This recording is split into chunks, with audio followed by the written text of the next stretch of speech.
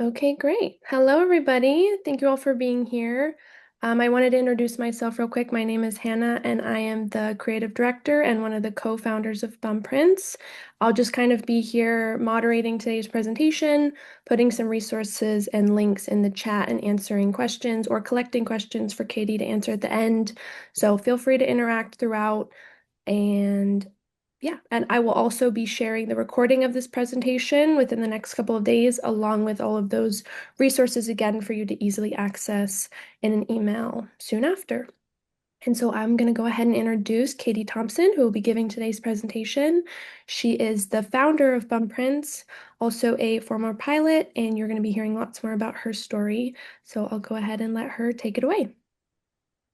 Thank you so much, Hannah. And good afternoon, London. This is your captain speaking, Katie Thompson. Welcome aboard. Buckle up, it gets a bit bumpy. So, I spent 20 years in aviation. I was a pilot, a flight instructor, and then later on, I was also the person who built the flight safety department up from nothing for Europe's largest private jet operator. And by the time I left, we were a team of 17. And we'd brought in things in private aviation that had never been done before, like monitoring the data from every single flight to try and catch the accident before it happened. But for me, it all started long before any of that. I was an expat kid flying since 1972, before flying was kind of normal and routine, the way it has become for many of us today. Traveling was my whole identity, and becoming a pilot wasn't really a career choice. It was the only possible option.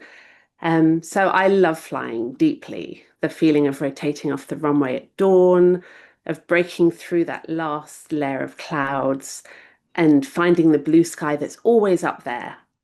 It's always there somewhere, even on the greyest of winter days. Flying is still to me one of the most extraordinary things a human being can do.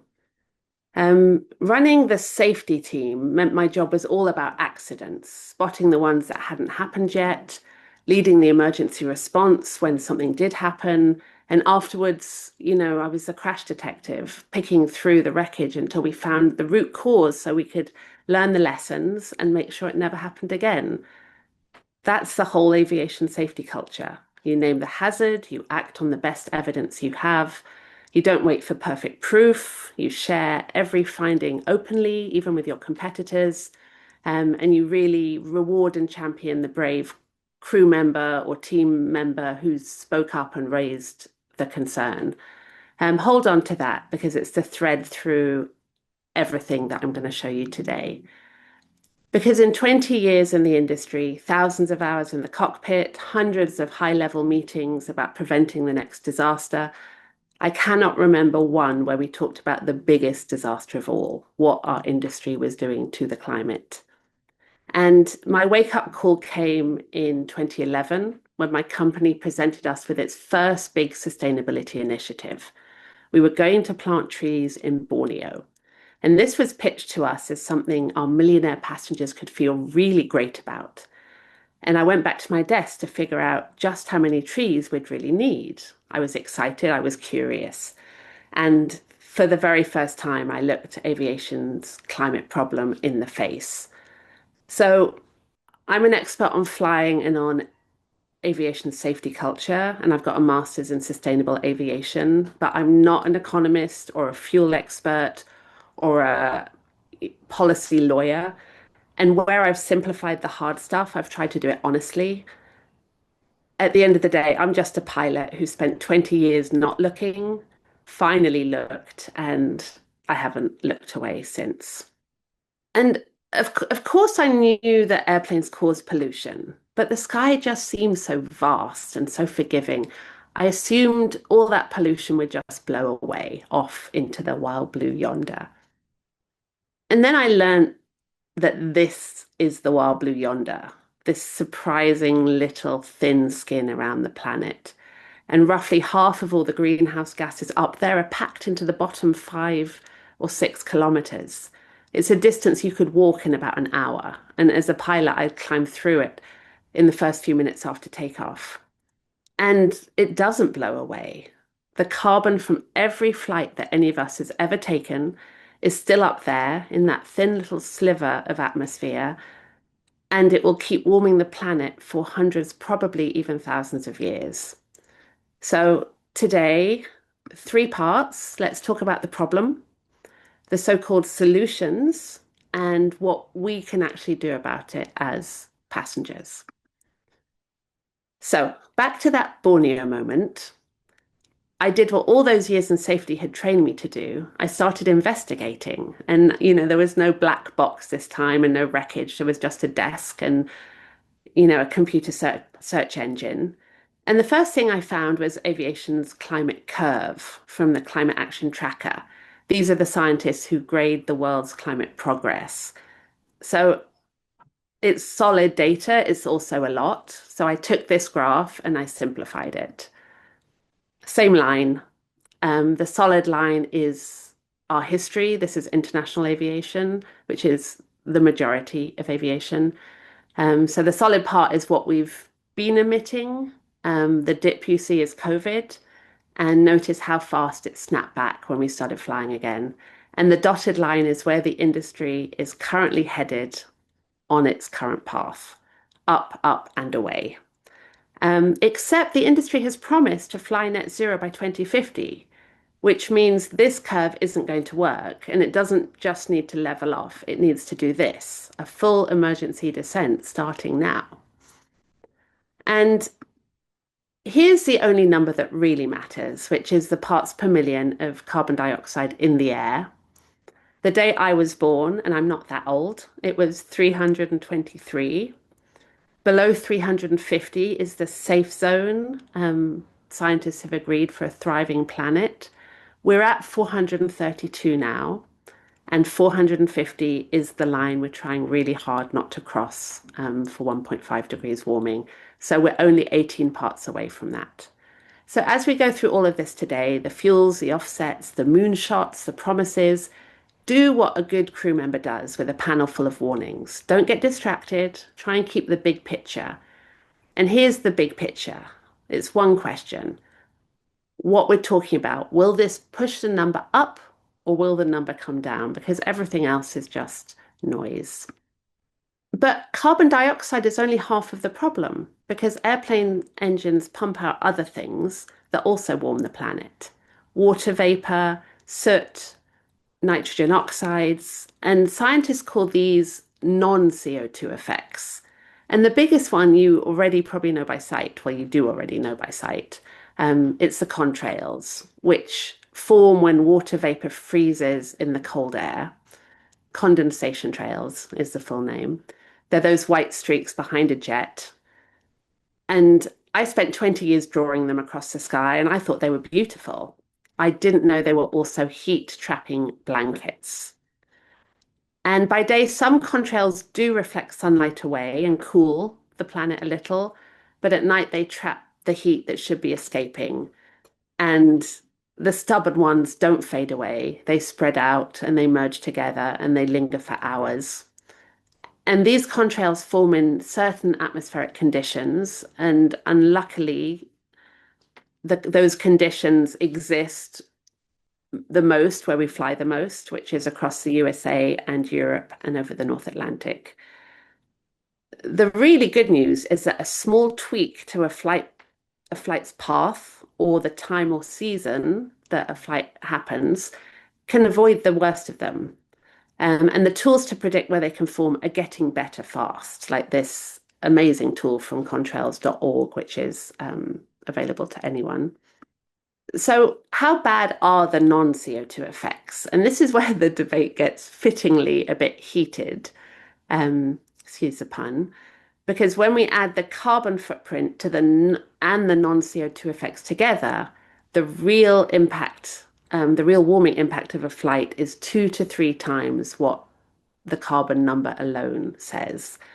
And there wasn't a word for this, so we made one up and we call it your bum print, which is the total climate impact of sitting in an airplane seat. So forget your footprint if you fly. Let's talk about your bum print. Now, IATA, who are the trade body for around 300 airlines and most of the world's traffic, has a position on contrails, and it's this: more data needed. And remember the rule I gave you at the start. You act on the best evidence you have. You don't wait for perfect proof. We need more data is the exact opposite of how the safety culture works. And I know because I built a flight data monitoring program, the first of its kind in private aviation. So believe me, you don't get safety data by waiting for it. You start collecting it from every flight, and then you act on what it's telling you. And the data on contrails is out there, and it's already clear enough to move on. Scientists are calling contrails low-hanging fruit because only a small percentage of flights cause most of this warming, and you can avoid much of it for really minimal additional costs. So the big question right now is how long will the aviation industry keep circling in a holding pattern on contrail action before it makes a decisive move to act? So when you add up contrails and carbon dioxide, there's a bigger problem.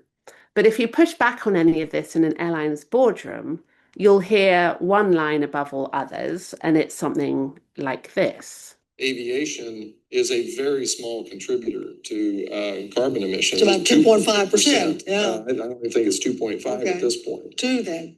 But and it, you know, 2.5. So it's very modest. On the other hand, we would like for aviation to grow. We're only 2% of global emissions. This is what they always tell us. And it's usually followed by, please go and focus on a bigger problem and leave aviation and our passengers alone. And it's true. It is also one of the most misleading true things in this whole debate.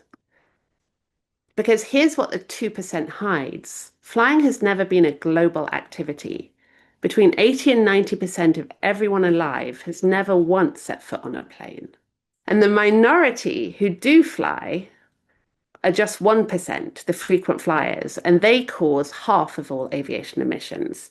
And I'll be straight, I was firmly in that 1%, so I'm not preaching from any height here. So this isn't a problem that everyone is contributing a little bit to. It's a tiny wealthy sliver of us causing all of it. And the people who feel it the worst, the floods, the failed harvest, the homes lost, are overwhelmingly the ones who never flew at all. And I learned this in the most ordinary way because last year I took a flight-free pledge. That's hard to say. And my daughter and I started taking the coach from Paris to Lisbon instead. So our family home is in Lisbon. And the first trip shook her because on a coach, she finally understood how most of the world actually moves and that the people that she's used to seeing, up in the air, the people we'd always been, are really the wealthy, privileged few. And she'd never seen it. Most of us who fly rarely do. And what do the airlines consider when looking at those billions of people who've never flown? Well, you just kind of heard the answer from the former boss of Southwest Airlines. They see growth and potential and billions of dollars. So mature aviation markets like in the USA and Europe are still growing rapidly. But look at where the real growth is happening at the moment, Asia Pacific. And if we look just at India, only 1% of Indians have ever traveled abroad, but they want to. And Indian Airlines ordered 1,000 new commercial aircraft in 2023 alone. And this is where the climate problem gets really uncomfortable in aviation because, the mature markets, like in the UK, we burnt the fuel, we heated the planet, and we got quite rich doing it. But the carbon budget we've already burned through leaves so little room for other countries to develop their own aviation markets and enjoy the same sort of connectivity that we enjoy so much. So there are about 27,000 airliners in the sky right now. This was all the aircraft airborne on a busy day last year. And based on current orders, so they're on the order books, that number will double by 2050. And every single one of these planes on order is built to burn fossil fuels and to keep doing so for a lifespan of about 30 years. So aviation isn't just growing, it's committing itself to a high carbon path through the 2050s, we're quite deliberately accelerating towards the catastrophic failure we can already see coming. And when I first grasped all this, I looked around for anyone else who seemed alarmed, and nobody was. I was overreacting, apparently. Maybe I needed a holiday, I was told, because after all, aviation is only 2% of global emissions. So I dug into that 2%. And in a mature market like ours in the UK, that is already a very different number. So the government's own climate change committee puts aviation at around 8% of UK total emissions. And as everything else cleans up, that share rockets to about 27% by 2040. And that's just around the corner. And that's before including all the planned airport expansions that we know about. So by 2040, flying is going to be neck and neck with farming, competing for the top spot. It's actually going to be the top spot, they say, in 2040. And everyone has to eat. And nobody, almost nobody, has to fly. And once I understood the size of the problem, huge warming, runaway growth, and caused by and enjoyed by just a tiny few, everything shifted for me. And I quit my private jet job and I enrolled in a master's in sustainable aviation. I'd join an airline sustainability team and I'd help fix this. So the first thing I learned was the industry already had a plan to fix this, which was a real relief. And they call it Fly Net Zero by 2050. And they have detailed roadmaps showing how they're going to do this. And if you read enough of these roadmaps, they boil down to three main pillars, which are burn less fuel, change the fuel that we're using, and then remove whatever carbon we're still putting into the air. So let's take each one of these in turn.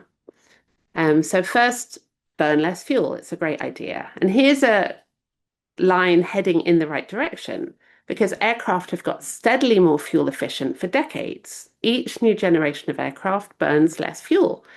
So lately that line is starting to flatten out as the easy gains run out. So the smart move for an airline is to fly the newest jets, or at least join the queue because Boeing and Airbus both have over a 10-year backlog of orders. So you can't get a new one today. And then there's also the daily grind of saving fuel, which means washing the aircraft to cut drag or taxiing on only just one engine and stripping out every spare kilo of weight on board because the heavier the aircraft, the more fuel it burns. And you'll probably have noticed some of this yourselves because the seats keep getting thinner and the toilets keep getting smaller. Is it working? Well, sort of. British Airways publishes this reassuring chart every year, which shows emissions per passenger sliding nicely down. And I'm not picking on British Airways. Every major international airline has a version, and national airlines, every airline has a version. It's the industry's favorite graph, a downward slope that makes everybody feel good. But here's the graph that actually matters to the planet, total emissions. And those are going up. So ignore the 2021 dip there. That's COVID. The world stopped. But you can see what happened the second flying resumed. So how can both these graphs be true at once? Because I only showed you half of this one. The yellow line is the answer, passengers. As aircraft got twice as efficient, passenger numbers quadrupled. So total emissions didn't fall, they doubled. And here's the trap. Every efficiency gain made flying cheaper for the airlines and for us. Cheaper flying means more flying. And on top of that, the price of your flights are artificially kept low because aviation gets subsidies and tax breaks and bailouts that other industries can only dream of. Did you know, for example, that international jet fuel pays no tax at all? Here, British Airways tells us proudly that its newest jets are 20 to 35% more efficient than the ones they replace. But there's a catch. Look at the numbers. So in 2024, they retired 3 aircraft and took delivery of 13.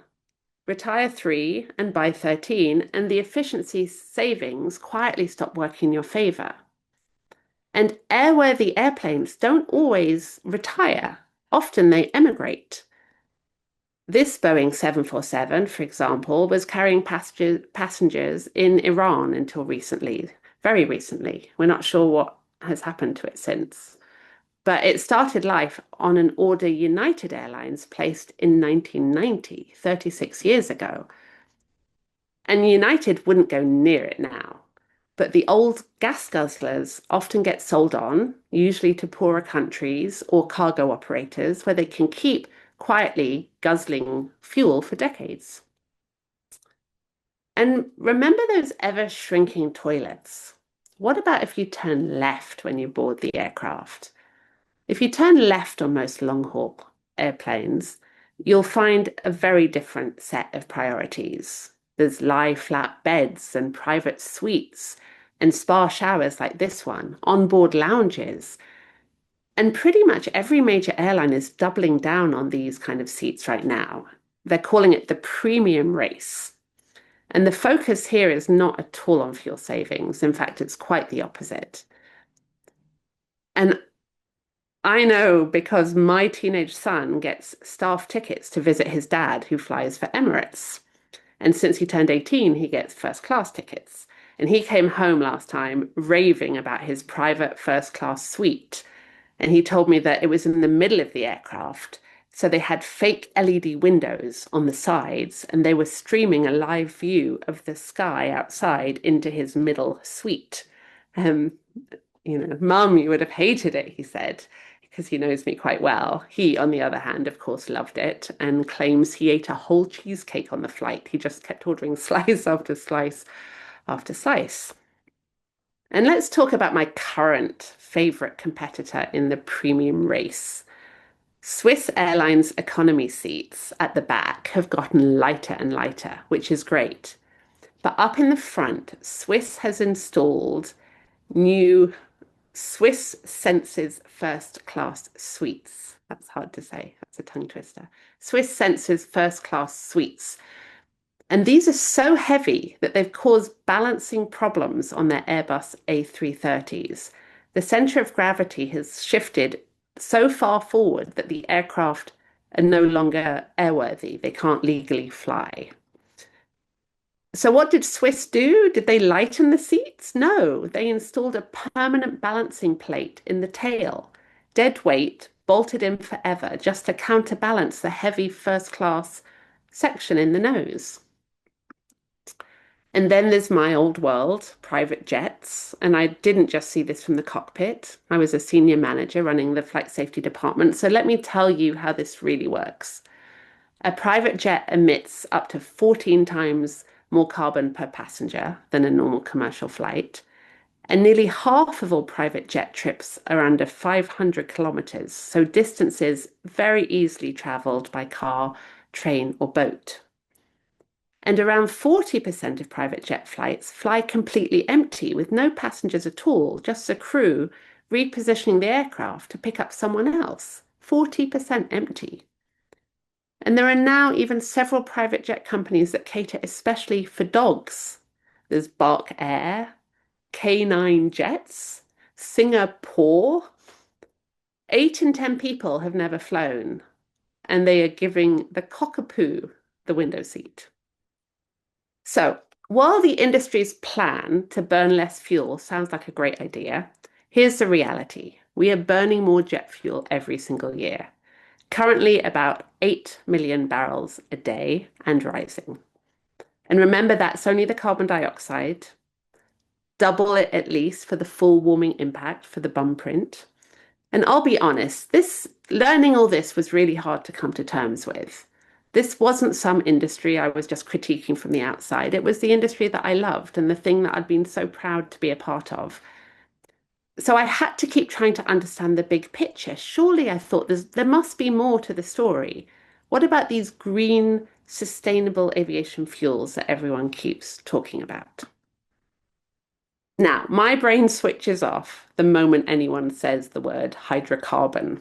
So I like to think about fuel the way I think about food. They're both just energy. And a plane needs fuel like we need food. And what you reach for when you're hungry depends on what you need to do. Are you going for a stroll or are you going to run a marathon? And fossil jet fuel is marathon food. It's a steak, dense, packed with energy. A little goes a long way. And like steak, it comes with a heavy environmental bill. So, like us, planes also need to change their diet. So, first up, so-called sustainable aviation fuel, SAF. And it's worth pausing on the name because it hasn't always been called that. This used to be plain biofuel, but the word biofuel picked up some baggage. There were deforestation concerns and palm oil concerns and food versus fuel concerns. So it got rebranded by the industry. So now the word sustainable is baked right into the name, claimed before anyone had to actually prove it was sustainable. I mean, it's clever.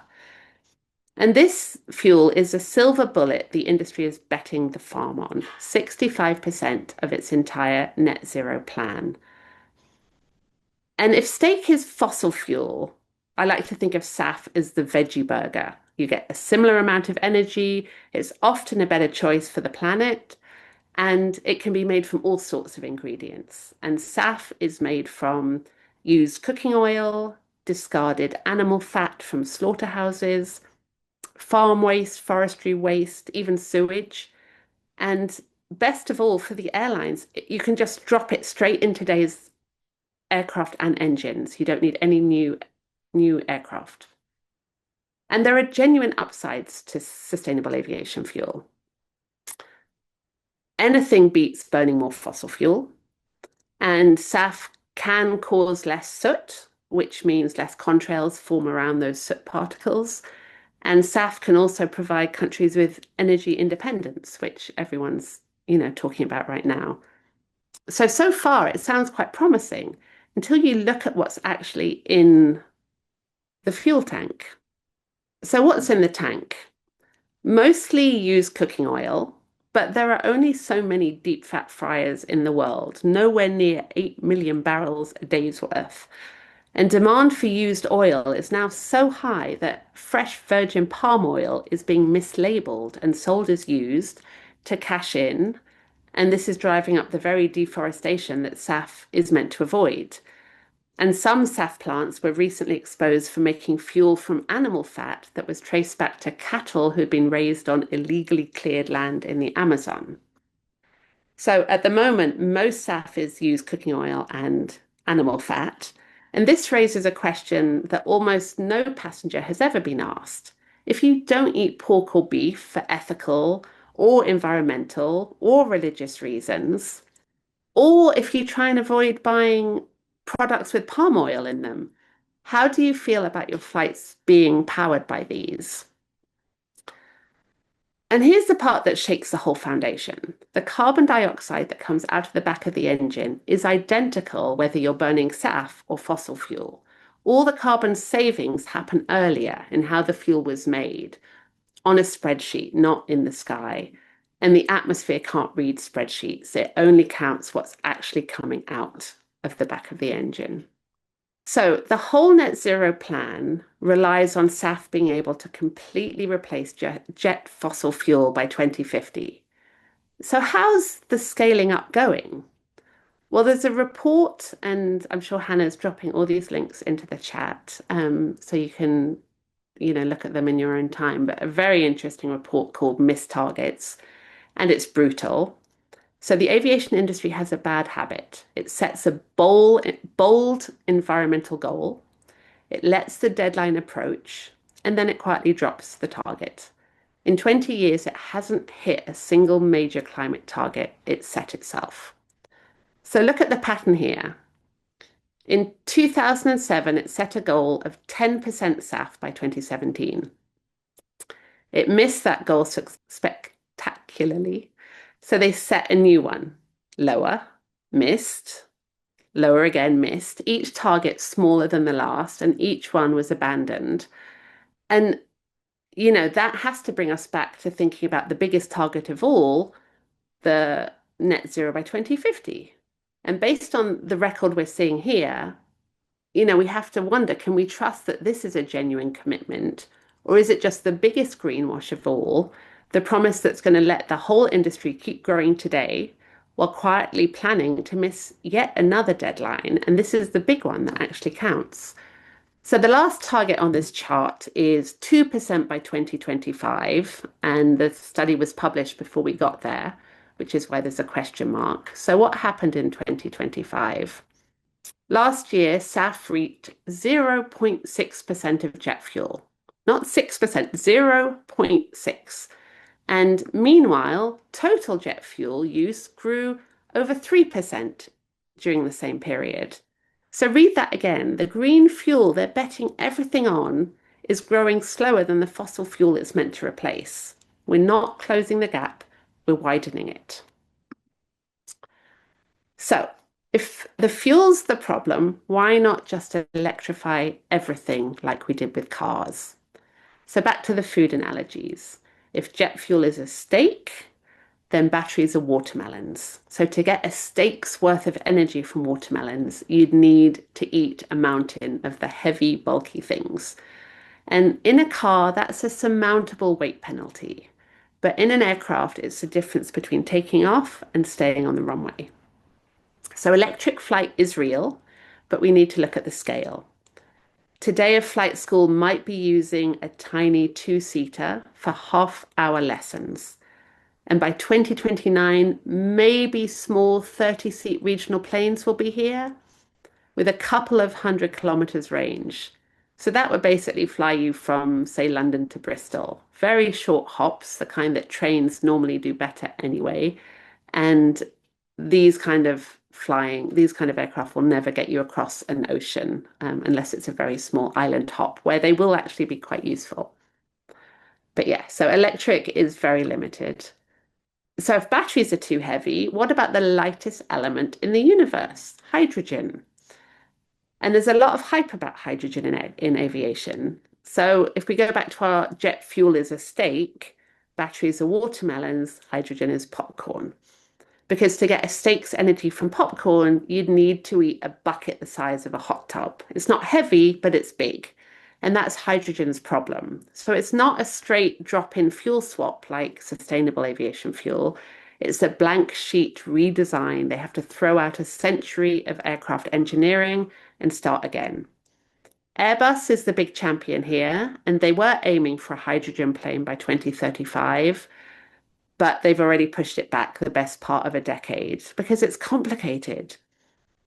So we have to ask, is hydrogen a real solution or another way just to distract us from the rising emissions curve and delay action while nothing is really changing? So where does that leave the change of fuel? In a word, nowhere. We haven't changed what we fly on at all. We're burning the same stuff, just more of it.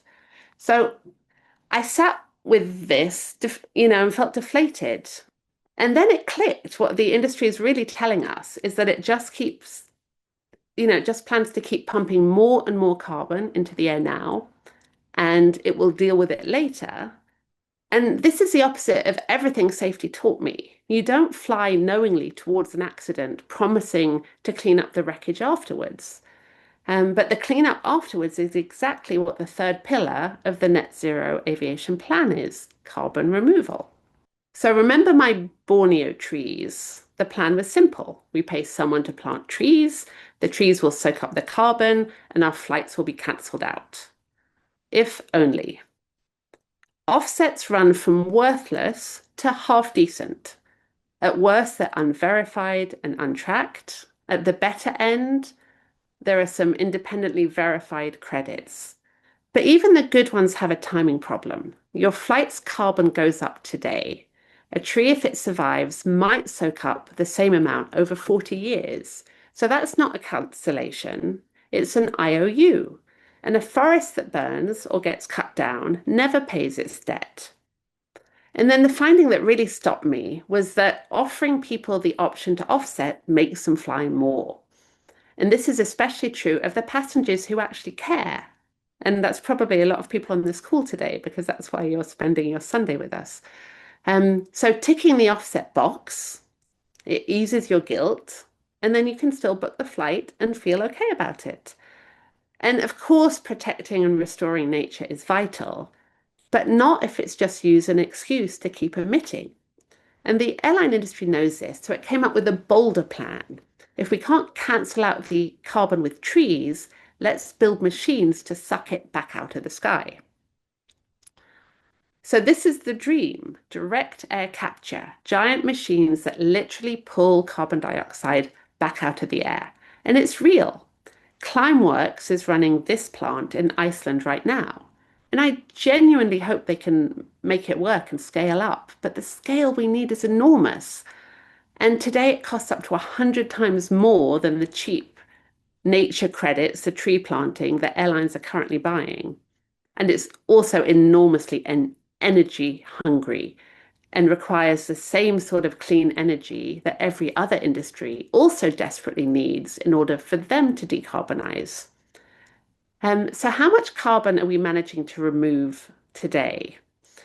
So every direct air capture machine running on the planet today, put together, captures about as much carbon dioxide in a year as aviation emits in 20 minutes.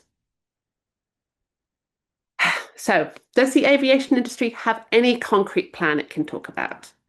Well, there is one scheme, and the world's airlines are quite enthusiastic about it. It's called CORSIA, and it's the climate plan of ICAO, the United Nations' own aviation body, because international aviation emissions don't sit in any one country's responsibility or their nationally determined contributions. They sit outside of the Paris Agreement, so they have their own UN body who are meant to be addressing this. And what CORSIA has come up with is basically draw a line at roughly what the whole industry was emitting just before COVID. Everything below that line, the airlines can keep emitting for free. Only the growth above it has to be cancelled out, and you can cancel it out by buying offsets. And at the moment, it's mostly forest protection credits, which means you're paying people to not cut down trees. And these are the most discredited types of offsets there are, the kind that investigation after investigation has found out to be largely worthless. And the enormous base of emissions underneath, untouched. It's only the growth on top that are even being considered. And it gets worse, because even those forest protection credits may not exist. Demand is on track to outstrip supply by 2030, by some estimates many times over. So even the offsets needed to cover that little triangle of emissions may not be available. And if you can just buy your way out cheaply, why would you ever do the much harder work of actually reducing your emissions? Even though the R in CORSIA is meant to stand for reduction. This scheme will not reduce emissions. You can see the curve still going up. Oh, and the whole scheme only runs to 2035 with no plan after that. And they're assuming that the SAF and the hydrogen and the electric aircraft will have taken over, 9 years from now. So that's the sum of the grand plan from ICAO, the UN's own aviation body, which officially describes net zero by 2050 as, and I'm quoting, an aspirational goal. So it's not binding, it's not enforceable, it's just aspirational. So this leaves a huge question hanging. Who set the bar for aviation this low, and why? And I graduated from my master's degree with a million questions like this and very few satisfying answers. None of it added up to a credible solution, and I couldn't work out why. So I went looking for someone to blame. I assumed that maybe the people in charge had just simply decided that profit mattered more than the planet. And what I found was more uncomfortable, because I found a trap. So picture it from one airline's position. Say you decide to do the right thing and switch to real sustainable fuel. It costs several times more than the kerosene that everyone else is burning. So your tickets get much more expensive, and you just hand your customers to the airline next door who's selling cheap seats on cheap fossil fuel. And whatever you try to do, you lose. And you find your efforts don't actually make a difference, and your dirtier rival is picking up the business. So the only rational move for each airline or airport or country alone is to keep going. And the result is that endlessly rising curve. Economists call it a prisoner's dilemma. Nobody can afford to move first, so nobody moves at all. But a trap needs someone to hold it shut. And my light bulb moment came when I looked at the lobbying that was going on behind closed doors, because the industry is fighting against every policy that would actually free it, including jet fuel taxation, short haul flight bans, carbon pricing, contrail avoidance. These are all the very rules that would mean the airlines could move together and that no single airline would be punished for going first. So who is holding the trap shut? And this chart shows you. It looks complicated, but it's simple once you know how to read it. It maps who in aviation lobbies on climate policy. The higher up, the harder they lobby, and the further to the left, the more they oppose Paris-aligned climate action. The bigger the blue circle, the more the airlines are emitting, and along the bottom is a report card, F to A+, and most of aviation is sitting in about the E. Look who's right at the top, lobbying the hardest. It's the trade associations. IATA, which is the International Air Transport Association, and because this study looks at Europe, Airlines for Europe. IATA was founded in 1945 to serve, in its own words, the peoples of the world. Straight after the war, aviation was going to bring connectivity and peace. Today, it's changed its mission statement and it exists to serve the airline industry. And here it is, fighting the very rules that would free the airline industry. And the detail that matters most is that almost every airline on this chart, all except one, which is Wizz Air, is a member of one or both trade associations. So even if the airlines are keeping their heads down, they're funding the bodies doing the most damage. And from each airline's point of view, it's a rational bet. Cleaning up properly would cost billions, while lobbying to delay it only costs a few million. Now, if we zoom out, same idea, but now including every major industry in Europe, each sector is a different color, and we look at aviation bunched together on the misaligned side, there is no one over on that side that's genuinely aligned with Paris. Most of the other sectors at least have some leaders pulling them in the right direction. Aviation has none. So as a group, aviation is among the most misaligned with the Paris Agreement of any industry, and it's getting worse. It's not getting better. So where does that leave us? Remember the trap. The industry won't free itself from the inside because no single player can move first without being punished. It will only change when the world outside makes staying the same too costly, whether that's financially or legally or reputationally. And so that is the job of rules, of pressure, and as we will see, of us. Because here's what I keep coming back to. The Wright brothers flew for 12 seconds in 1903. 66 years later, we landed on the moon. Aviation didn't do that by pretending the hard problems weren't there. It did it by looking them squarely in the face and refusing to accept that they couldn't be solved. And the safety record of modern aviation is arguably the greatest engineering achievement of the 20th century. And it didn't happen by accident. It happened because this industry created a rule. If something is a risk, you name it, you measure it, and then you fix it. You don't wait for the perfect data. You don't lobby against the evidence. You act.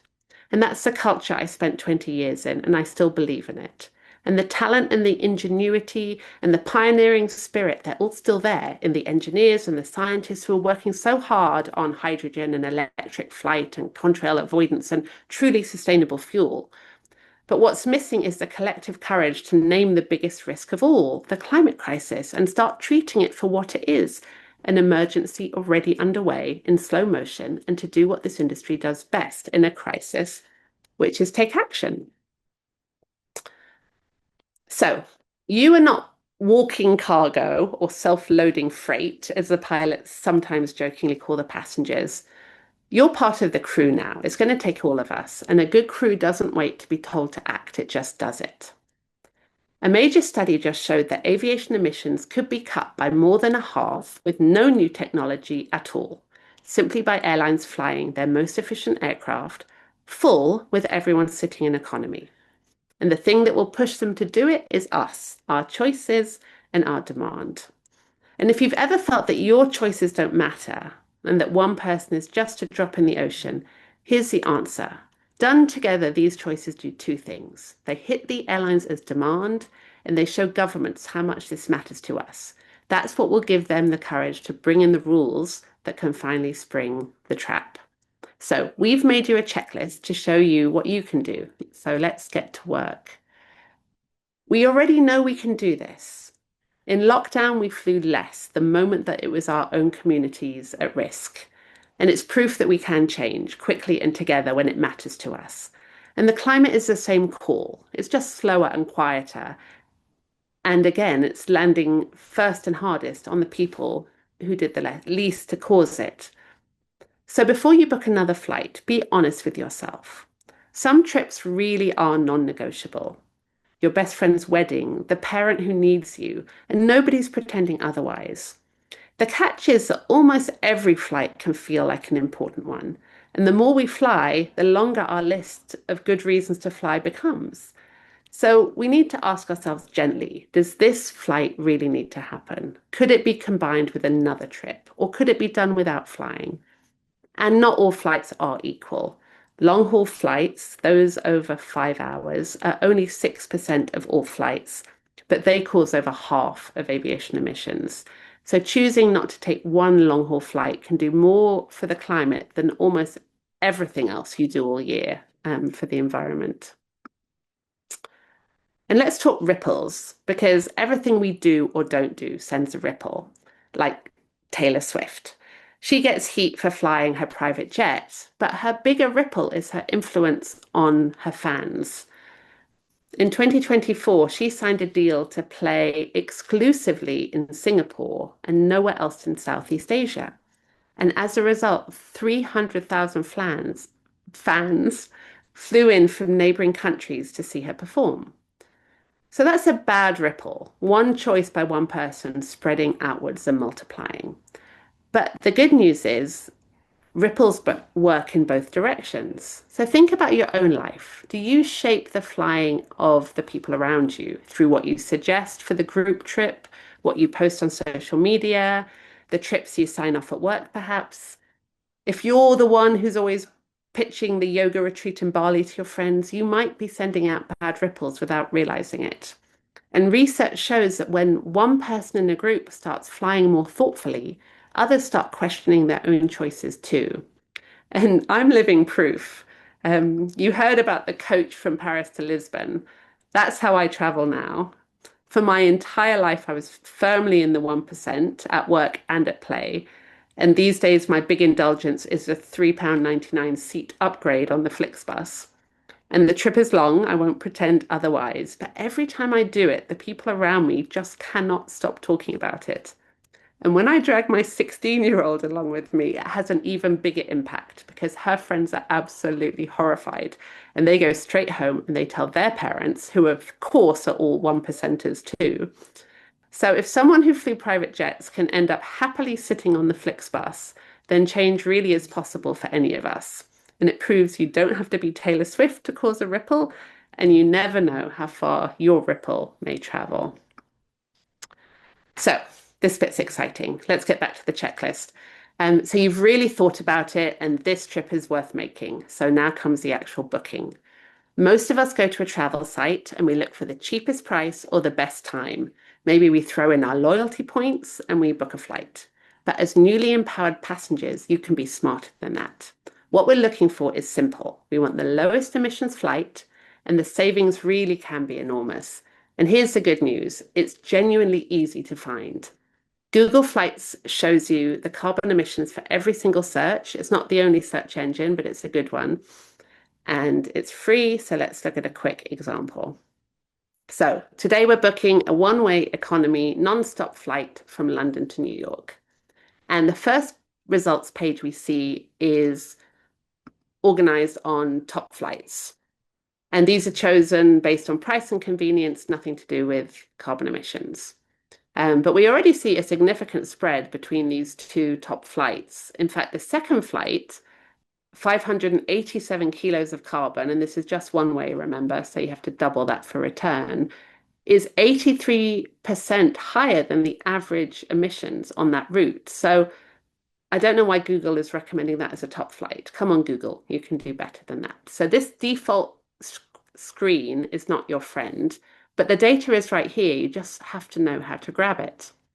So let's change the filter to sorted by emissions.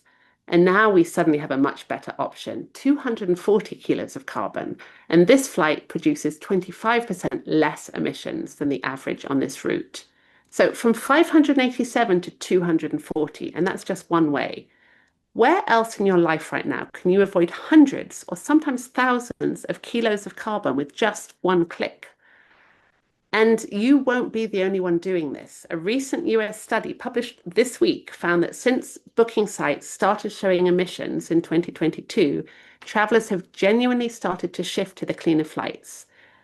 And that's in real bookings, not just what they say they're willing to do when they're asked in surveys. So this button works, and some people are already pressing it.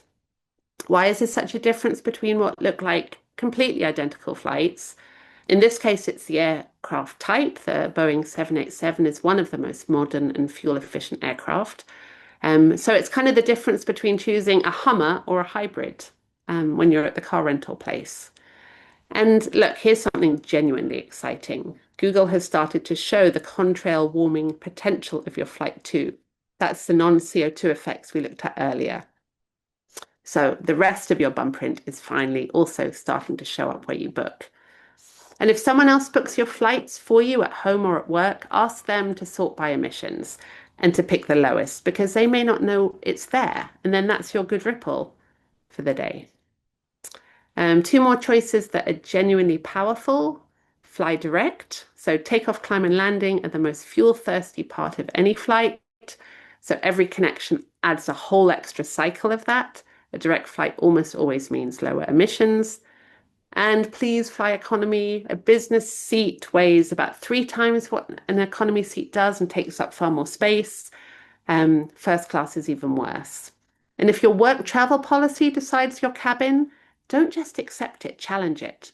The smart fix isn't for a company to ban business class, but it's to reward the people who skip it with either an extra day off when you're down route or a share of what the company saves financially by going for an economy seat. So be the one who suggests it. Changing a travel policy shifts far more carbon than any of us could from choosing just our own single seat.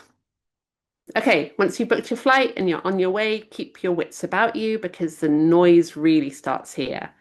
Carbon neutral flights, green loyalty points, leafy adverts, and shiny environmental awards. And we need to call it what it is, which is greenwashing.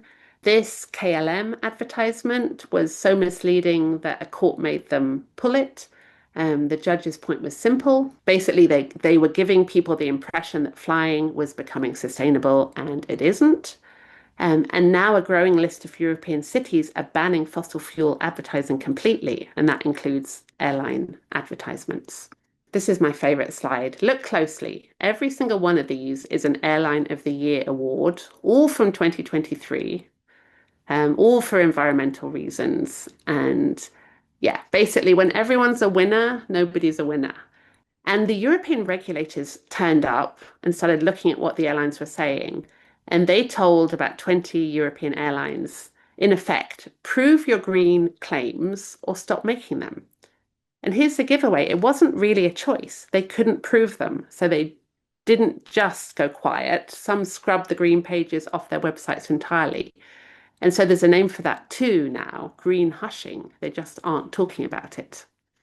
Okay, I've shown you a problem bigger and messier and more urgent than most people ever understand.